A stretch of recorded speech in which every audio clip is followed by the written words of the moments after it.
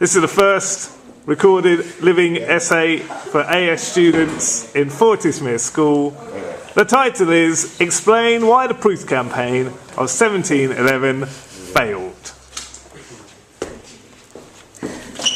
One of the reasons why the Pruth campaign failed was due to the arrogance caused by Peter's success at Poltava. Peter's success was partly because of the modernization of the Russian army, for example, using modern weaponry such as the ring bayonet and improving organization and training. This led to him becoming overconfident about his own army and underestimating the Turkish army. This is reflected of Charles XII's behaviour in the Battle of Poltava, in which, after the Battle of Narva, Charles became complacent towards his army. According to S.J. Lee, the failure of Pruth in 1711 was due to Peter acting completely out of character, and instead of succeeding in the Pruth campaign, he became hopelessly entangled in the consequences of his own mistakes as a result of his arrogance.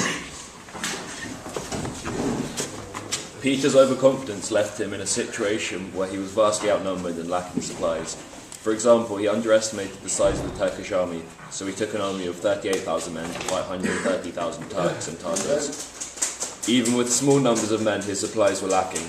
This was due to his understanding of the Turkish army, as he thought the war would be over far more quickly and easier than it did. One of the reasons why Russia failed at Pruth was the poorly coordinated supplies. For example, Peter wanted Shremeter to reach the river Dniester by 20th of May. However, his men were very tired, and according to Lindsay Hughes, guns and supplies were in the wrong places. This was further worsened by the fact that the Russians couldn't carry heavy supplies with them. To add to this, Peter's insistence upon speed made this even worse because his army moved too fast for supply columns to keep up. Therefore, poorly coordinated supplies was an important reason as to why Russia failed at Pruth. Furthermore, this weather played a big part in Pruth as the conditions were very hot and humid. The Russians were not used to this weather, and along with heavy clothing and equipment, the heat led to fatigue in the army. Another factor was that Peter's Russian army could not obtain the anticipated support of the Balkan Christians. Peter had gambled on the support of Balkan Christians' revolt against their Muslim rulers. This risk did not pay off because they were unlikely to rebel unless the invasion occurred first.